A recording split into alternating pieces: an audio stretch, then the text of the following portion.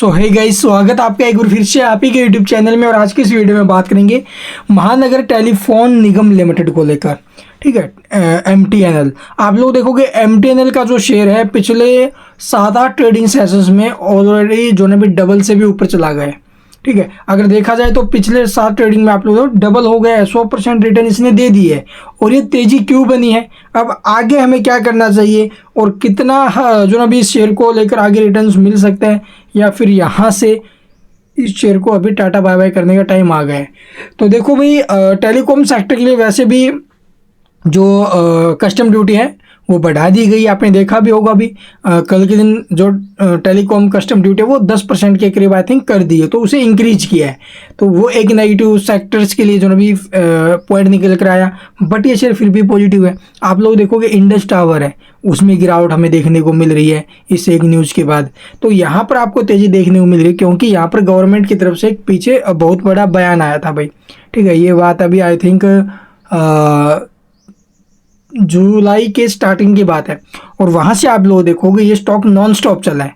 ठीक है, जैसे खबर आई कंपनी ने बताया कि ये जो 20 तारीख आ रही है, 20 जुलाई है, इसके जो बॉन्ड इन्होंने बॉन्ड इशू किए थे और उसकी जो 7.59% ब्याज दर है वो उसके ऊपर ब्याज के हिसाब से पैसा देना। तो 20 तारीख को इसकी डेट थी और इन्होंने बोला कि हम नहीं पे कर सकते। तो इसी बीच आप लोग देखोगे जो गवर्नमेंट या फिर इस टेलीकॉम सेक्टर के, ठीक है, हमें इस टेलीकॉम मंत्रालय के जो हमें देखने को मिल रहे हैं, वो ज्योतिराम सिंधिया जी, उन्होंने बोला कि हम इसके अंदर चूक नहीं होने देंगे, हम हमारे फंड से आप लोग देखोगे यहाँ पर जो है भुगतान करेंगे। तो जैसे ही अपडेट आए कि जो बॉन्ड्स के जरिए जो भी ब्याज वगैरह वो भुगतान किया गया, उसके लिए 92 करोड़ रुपए जो अभी एस्क्रो अकाउंट्स में जमा भी कर दिए गए हैं, उसके बाद आप लोग देखो स्टॉक नॉन स्टॉप चला है।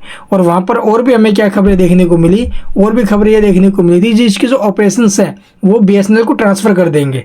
ठीक है, तो ये खबरों के बाद जो है वो बिल्कुल एक्शन में हमें दिखाई दिया है और नॉन स्टॉप चला है। बट अभी के टाइम में शेयर में हाथ डालना, आप लोग देखोगे भी कहते हैं ना काले सांप के पूंछ पर हाथ मारने की बात आ गई है। तो अब इस शेयर को हाथ लगाना सही नहीं है, बिकॉज आप लोग देखोगे भी स्टॉक में बहुत ज़्यादा रैली बन चुकी है। इस खबर के बावजूद इतनी तेजी नहीं बननी थी, फिर भी बहुत ज़्यादा हाई हो चुका है ये। तो इसलिए यहाँ पर ये ओवर वैल्यूड है। ओवर वैल्यूएशंस के हिसाब से अगर आप लोग पैसा डाल रहे हो तो यहाँ पर नुकसान के अलावा कुछ भी नहीं मिलेगा। अगर पहले से होल्डिंग है, आपने अच्छा खासा प्रॉफिट यहाँ पर बना लिया है, अगर आपको लगता है कि स्टॉक और चलेगा, ये 3 डिजिट में जाएगा, 4 डिजिट में जाएगा, तो ये एक बार अभी के टाइम के हिसाब से आपका जो रिस्क मैनेज है वो करके चलना भाई। जिनको 100% ऊपर में प्रॉफिट हो गया है, ठीक है, जिन्होंने 100% का प्रॉफिट यहाँ पर बनाया, अपनी कैपिटल तो सेव करो ही करो भाई, अपना 50% प्रॉफिट भी सेव करना इस शेयर से ठीक रहेगा। यानी कि कैपिटल जितना आपने पैसा लगाया वो निकालो और 50% जो प्रॉफिट हुआ वो निकालो, 50% प्रॉफिट इसके अंदर रहने दीजिए। ये स्ट्रैटेजी आई थिंक सही रहेगी अभी के टाइम इसके अंदर। और जिनको 50% प्रॉफिट हुआ वो अपनी कैपिटल सेव कर लो भाई। ठीक है, क्योंकि इस शेयर में एक हैवी ऑपरेटर गेम चल रहा है और इस ऑपरेटर गेम के अंदर पब्लिक टैप होएगी ही होएगी। तो यहाँ से आपको जो ना भी संभल के चलना आगे के लिए। ये जो पीछे खबरें आई हैं उनके बेस पे तेजी जरूर बननी थी, लेकिन इतनी भी नहीं बननी थी कि ये जो अभी 6-7 ट्रेडिंग सेशंस में डबल से भी ऊपर चला जाए। तो यहाँ पर संभलना है हमें अभी के टाइम। तो यहाँ पर देख सकते हो अभी इसका जो PE रेशियो है तो ऑलरेडी नेगेटिव ही चल रहा है। RSI MFI कहाँ पर है ये देखो अभी 92 एंड 98 पर, तो स्ट्रांगली ओवरबॉट जोन में स्टॉक है। तो यहाँ पर थोड़ा सा संभलना है। और इसी के चलते मैं आपको कुछ एक डाटा और दिखाता हूँ। ये देखो भाई, स्टॉक में जैसे ये खबरें आई हैं उसके बाद जो वॉल्यूम है वो इंक्रीज होना स्टार्ट हुई, और वॉल्यूम जैसे इंक्रीज होना स्टार्ट हुई स्टॉक में पंप आया है। तो यहाँ पर एक बबल हो सकता है, और इस बबल से बचने के लिए, ठीक है, यहाँ पर जब प्रॉफिट बुकिंग होगा ना भाई तो नॉन स्टॉप स्टॉक नीचे आएगा, एक झटके के साथ नीचे आएगा।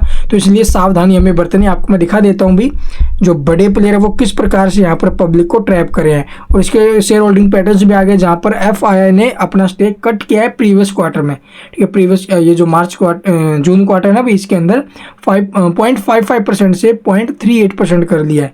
और बाकी आप लोग देखोगे पब्लिक की होल्डिंग सेम रही है, और जो प्रमोटर्स है इनका स्टेक हमें सेम देखने को मिला, उसके अंदर कोई चेंजेस नहीं है। अब देखो भाई, ये देखो 23 जुलाई को किस प्रकार से जो माल है वो काटा जा रहा है, सिर्फ सेल सेल सेल सेल, कहीं पर आप लोग देखो सेल सेल। तो इसलिए मैं आपको बोल रहा हूँ भाई यहाँ पर सावधानी बरतना बहुत ज़्यादा इंपॉर्टेंट है।